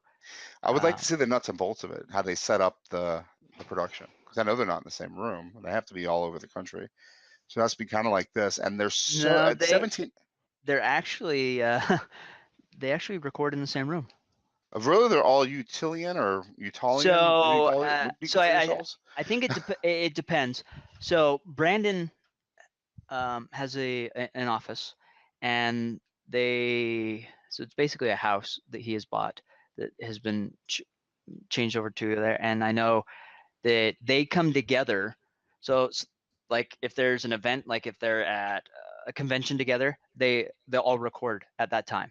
So X number of episodes, Oh, I or see. they'll fly Okay. in and they'll come to because there's bedrooms and they But you could stay do like a there. 2-hour block of recordings, and it's like 8 episodes for them. Yeah. So it's really fantastic the way they do it, and they're really smooth at it. No, it's a really smart show, and what really gets me is there's no ego either. Oh yeah. I'm the great, best-selling author Brandon Sanderson, and you are just my little fiefdom that's out by my ankles, kissing my feet. Yeah. No, they seem to be kind of equal they're on equal ground, even though I've never heard of the other 3 people at all. Well, and I love the tagline. It's 15 minutes long because you're in a hurry and we're not that smart. They, even though they are, Brandon has as many books as he does. Dan is just as popular with I'm Not a Serial Killer franchise and the other books he's written, and Howard is with Sherlock Mercenaries and the stories he's written. Even Mary, they still don't have that ego of, hey, I'm this awesome person and you guys just we're awesome. You should listen to us. They say we're not that smart. They're still learning too with the rest of us. You know what amazes me about you is that you're like hardcore into what's out there right now. That's really interesting. That's a lot of good information to know in terms of trying to match public demand or whatnot. Yeah, it comes from podcasting. Podcasting is a nightmare. I know, right? Every time I do one, I do 2 of these a week. I know I do a lot of these a week, actually. I only publish 2 of these a week. But like the 20 minutes leading up to every podcast, I'm always like refreshing my email inbox, waiting for that cancellation. Actually, hoping for that cancellation. Please cancel. Please cancel. Please. Oh, damn it! I gotta start. Yeah, well, not only that, it's just okay. So like with dungeon crawlers that I do, it's all based on pop culture and geek culture, and that changes, and it's moving, and the ebbs and flow are just moving like crazy, and it's hard to stay on top of. Are you producing every episode? Like, are you scripting it out and saying, okay, at 15 minutes we're going to change topics, or is it No. pretty fluid? It's fluid. So we go in with an idea of what we want to talk about, and then it just happens. Sometimes we don't even talk about what we're going to talk about, and then it just becomes something different. Like the last episode we published this last week, it was, we're going in thinking about, we're talking about Battlefront 2, the new release that they put out in April, and how much I hated it. And then it just snowballed from there. So then we changed the show to, dealing with disappointment, where you have these ideas and this expectation of this being, kind of like Solo. A lot of us are like expecting it to be awesome, and it may not be. Is that the expectation? All I've heard is that people are thinking it's going to suck, and that's what basically is the people talk about, is they're hoping that it doesn't suck. Yeah, I mean, a lot of people are hoping it doesn't suck, but expecting it will. I hope it's part of the bigger picture, and that it's not just the greatest hits of Han Solo, because we need a Han Solo movie. That seems like a waste, doesn't it? I mean, why do a greatest hits of Han Solo? I don't know why are we getting a Solo movie when we could get something from the Old Republic, which is huge. I mean, it's a huge, vast, untapped potential. We got Knights of the Old Republic, but let's do a movie on that. Or even the Mandalorian Wars. The reason they did not is that they're continuing this story, the Skywalker epic or whatever. Yeah. I mean, that's what everything so far has been geared towards, is that storyline. And if this movie does not go into that storyline and add to it, I'll be like, what the fuck? This doesn't make any sense to me. Well, why would you have this movie anyway? After the success of Episode 8, Rian Johnson has been brought on board and contracted to do 3 Star Wars movies that have nothing to do with the Skywalker line. Cool. I'm totally down with that. I'm really down with that completely. But it has nothing to do with the Old Republic either. He's already said that. So that's frustrating me. But it's still, well, maybe it'll be cool. I don't know. I just would love to see something in the past, really cool Jedi, and have a really good storyline. Because as much as I love Star Wars, I do want to see something different. But you're not going to, though. I know. That's my. You know what that's, I mean? That's when the you sad go part. into Brandon Sanderson, we talked about this, though. I mean, if they changed it up, they tried to actually with The Last Jedi, even though it was Star Wars. Yeah. It looked like Star Wars, it tasted like Star Wars, but was in slightly a different packaging or whatever. Or they gave Luke Skywalker like human reactions to things, and people didn't like that. They wanted him a robot hero, basically. I mean, then they would never do it. But yeah, what do you think he's gonna do? I mean, I think it's gonna be set on I have no clue. Do you know anything? I don't. I wish, I think because of Star Wars the way it is, I think they could get away with it, doing something different. We saw Rogue One. People did enjoy that to a point. But that wasn't something different, though. That was continuing this Skywalker It was still sort of. The closest we got to the Skywalker storyline is the brief introduction of Vader and the awesome Vader fight at the end, and then Leia. But and the Death Star too, right? I mean, you have to have that into the whole plot line of the Skywalkers. It's so linked in there. I mean, he's destroyed 2 of them. Yeah, I mean, so it's definitely part of that storyline, but something separate. Yeah, we got Star Wars Rebels. Which is completely unique, right? I mean, I've only seen the first 5 or 6 episodes of it, but it's about Jedi, and it's about unique Jedi and a unique situation, and maybe it has some time travel elements. It does, actually. There is some time travel elements that show up in the 4th season. And the final season, right? Yeah, which is the final one. But we won't go into it necessarily because I don't want to be spoiled on it, because I might watch it one day. Well, I'm just saying, I don't know if there is potential for some time travel, but I think it was destroyed, but I could be wrong.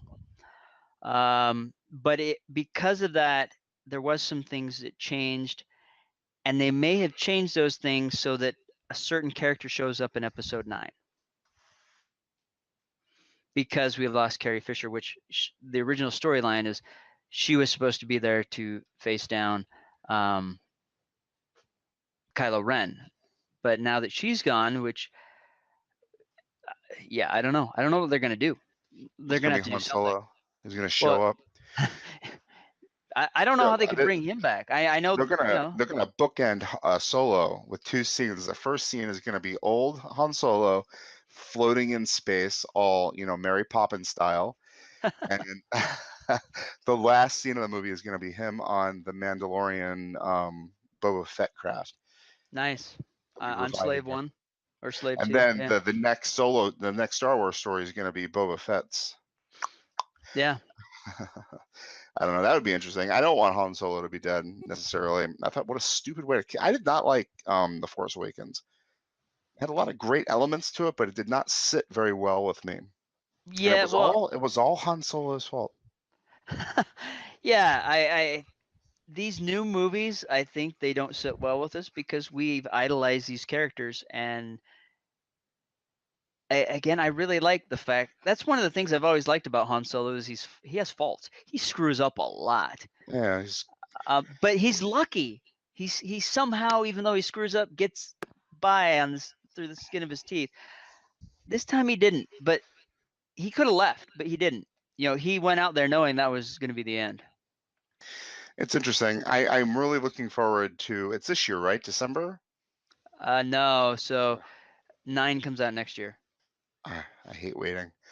That's the worst part about this, honestly. I mean, you wait so much and so hard, and the movie comes out, and it washes over you fine. It's a beautiful experience. You go home happy that you got to have it. And then Yeah. you turn on the computer and you look at information that people are putting out there and everybody's hating it. Or Yeah. telling you what's wrong with it. It's like, oh the experience is ruined now. That's not even a good Yeah. movie anymore.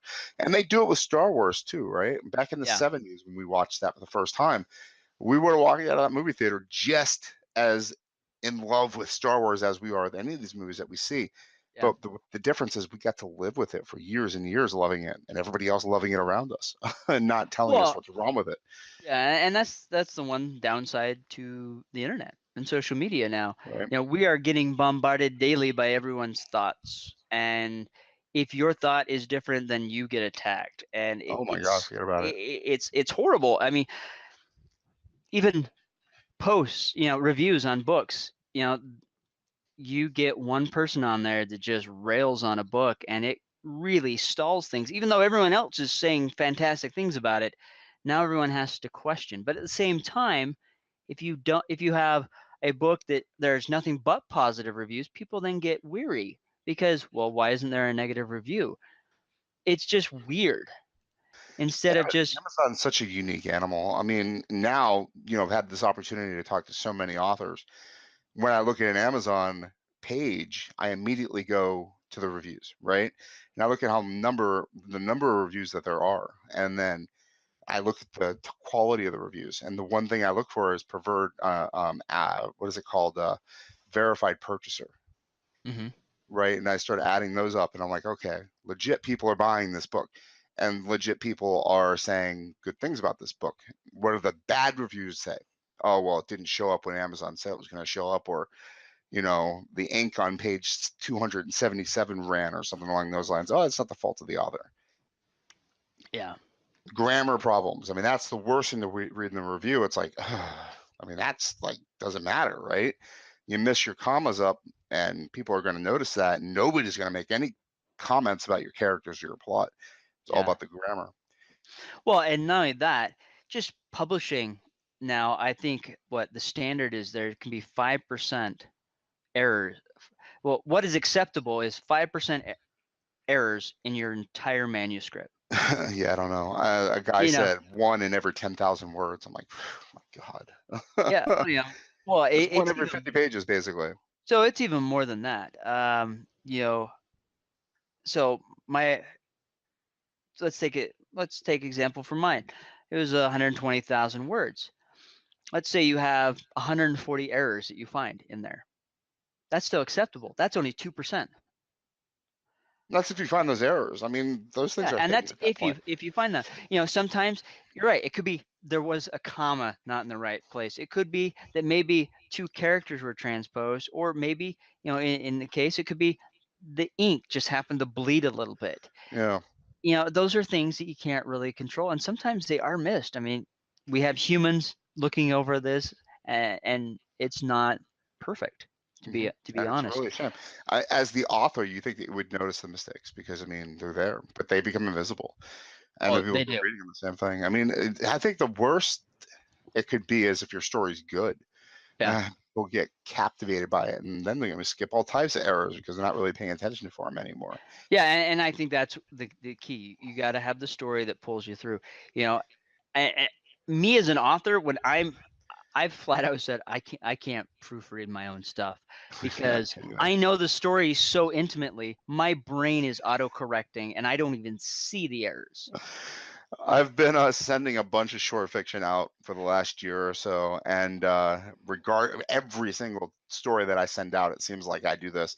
I'll read through it, I'll tear it apart, I'll make sure it's perfect. I'll try to make it as perfect as possible. I mean, these are like 5,000, 7,000 word stories. They're not really that long, but without fail, I will edit the crap out of this and then hit send it on to the magazine or whatever, and then look back through the story and there's an error in the first freaking sentence.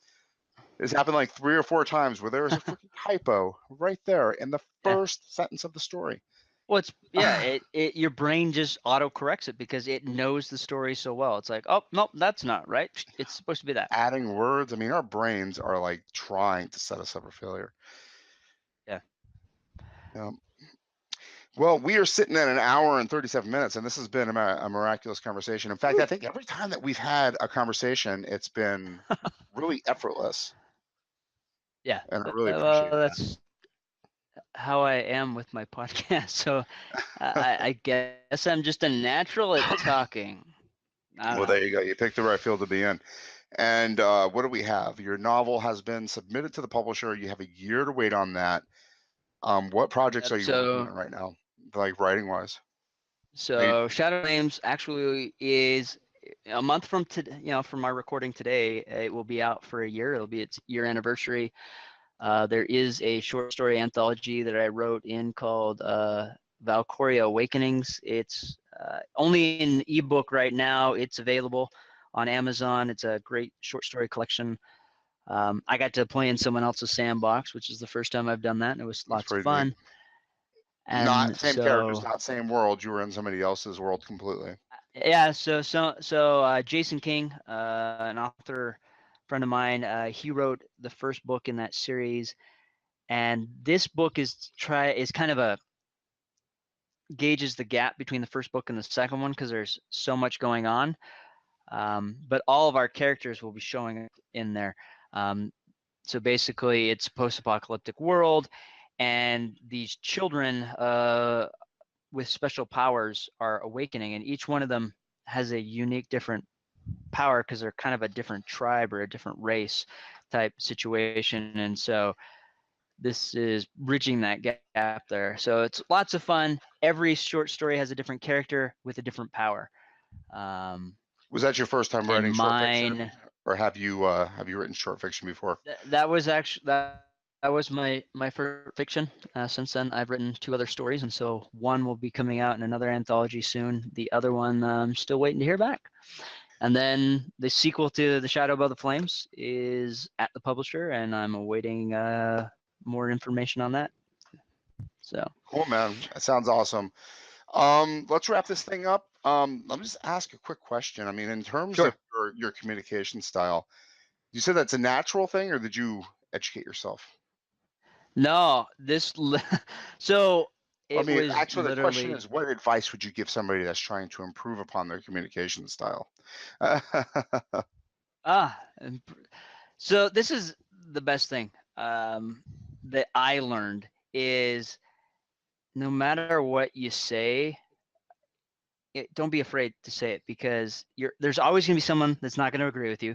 There's always going to be someone that may agree with you, and it really doesn't matter because you're just having a conversation with Yep. someone. And whether they agree or disagree, the best part is you're just having a conversation. And if you can minimize it down to that, even if you're sitting on a panel in front of 400 people at a convention or Comic-Con, you're just having a conversation. And when you dial it down to that, we all hold conversations, and I feel like that's a lot less difficult than, oh man, I'm gonna go talk on radio or I'm gonna talk on TV. It doesn't matter. You're just having a conversation with the individual in front of you. Yeah, totally get you, man. My first podcast, I was just nervous, scared. I mean, where was I? My writing area, right? I'm in my man cave. That's it. I'm in a comfortable place, and I'm like, my heart's thumping a million miles an hour in my chest. Like, this is nothing. You're home. Why are you so nervous? This guy can't hurt you. Well, you're right, but it's the unknown. We always Yeah. fear the unknown, What's he and gonna say? you know, Will I have the information or the skills necessary to hold this conversation? yeah. Will I make a fool of myself? Yeah. Especially if you are talking to someone big, someone that you've read for years and you're talking to them for the first time. It's like, how do I talk to them? These guys are amazing. Like, how would you talk to George Lucas? That's the question. He's the master of Star Wars. He's just a normal guy like Yeah. anyone else. We just talk to him I wonder how George Lucas would and have talk to fun. me. That would be a good question. I don't know how I talk to him or how he talked to me. That would be awesome. He's been treated like royalty. I mean, honestly, I think he'll live forever. He'll be right there with Shakespeare for all time. People will know his name Oh yeah. millennium from now. I think Stan Lee will be on that list too. Yeah, Stanley lives in a vat of pickle juice and other wonderful, amazing herbal supplements that keeps him going. I know this is inappropriate, but I don't know why. I'm happy that he's on the Me Too list of people accused of sexual misconduct.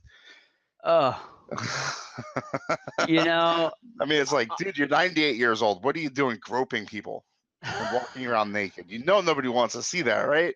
I'm Stanley. Everybody wants to see it. That guy's got some ego on him. I just have to say it's interesting how things have bloomed and changed, how this Me Too stuff is going on. I'm sure, again, it's been out there. I'm sure it's happened. And it's just now, because of social media and that bubbling to the surface, it's just I don't know. It's that weird dynamic of what do you do with it at this point? Especially he's 98. Him especially. But I mean, I was looking at a list of people that have been accused of misconduct. I mean, it's huge just this year. You would think it'd be bigger, but I mean, those people definitely have done some messed up things to some people Well, to not to get be devil's over on them, advocate. to not only get laid, but to show off their power. Yeah, and to be on the devil's advocate, and the flip side, could this just be someone that is upset and just made an accusation? Because I have seen some over this last year where people just randomly spit out names. Yeah. And I wanted then that to be the case with Bill Cosby, right? And I wanted like that just to be, oh, they're trying to, get rich and famous off of his name. But then it's like 58 people. It's like 58 people when there's like, yeah, at that point you can't really go, and deny that one.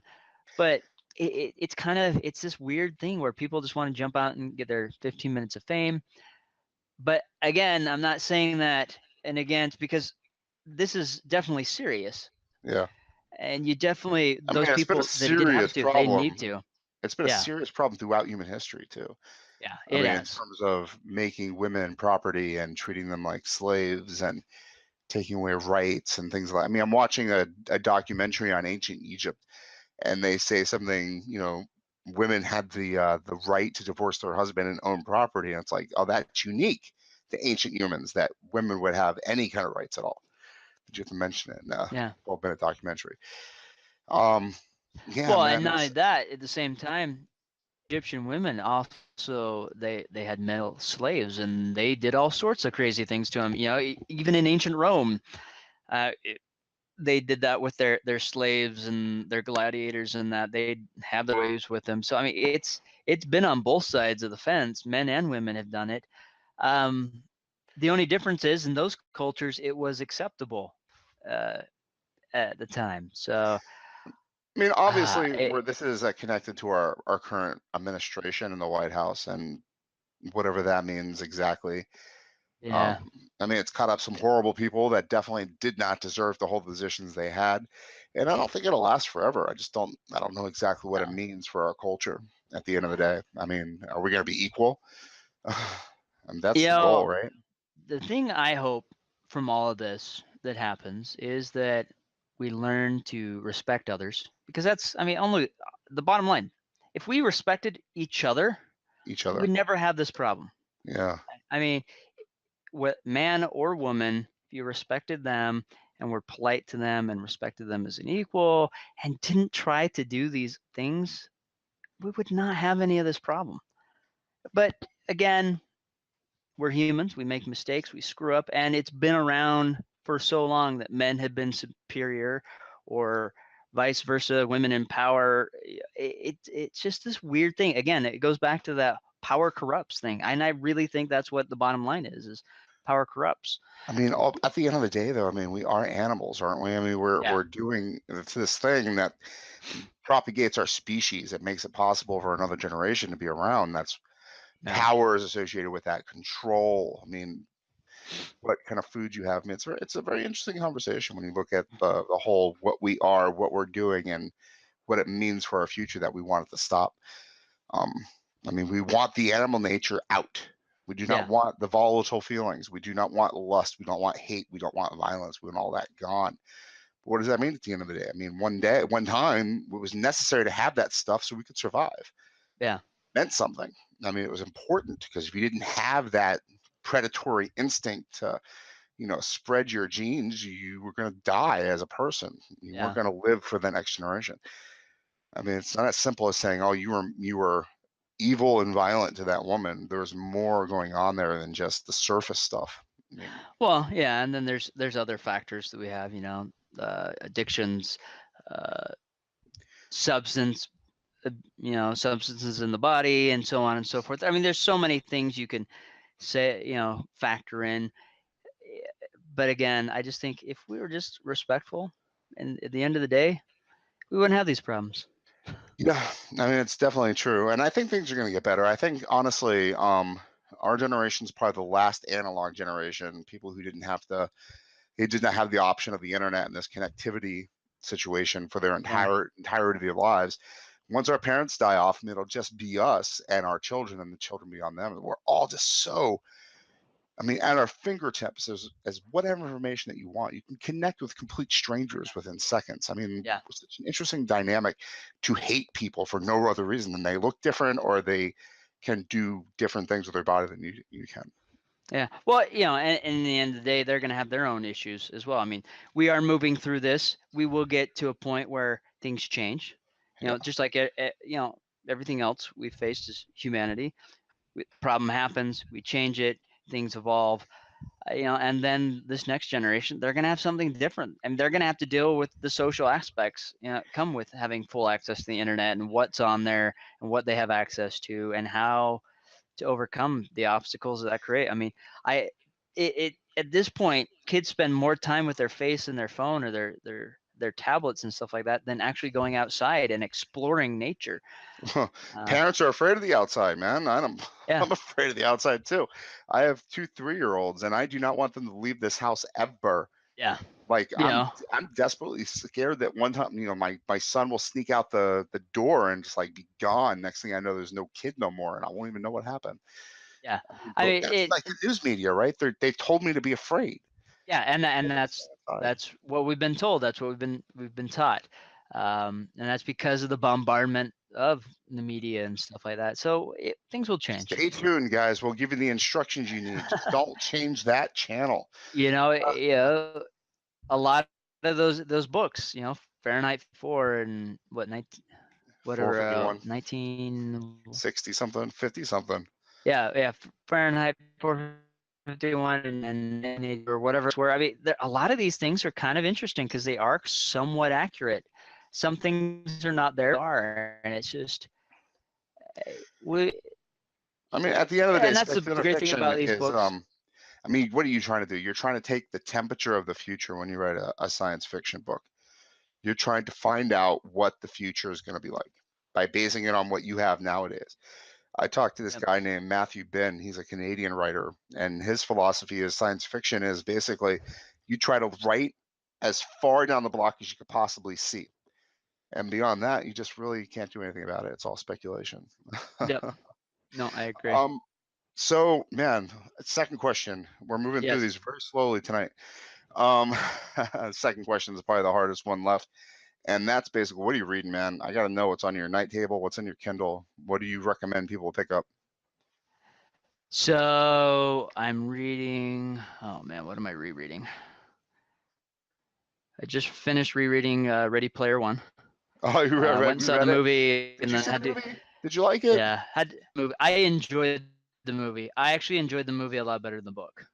I Now don't the want book to see is the movie great, just but there because are a the few whole, things yeah, this is why I don't want to see the movie. because the whole, which reason? The dungeon reason is gone. That's like one of my favorite parts of the Oh, book.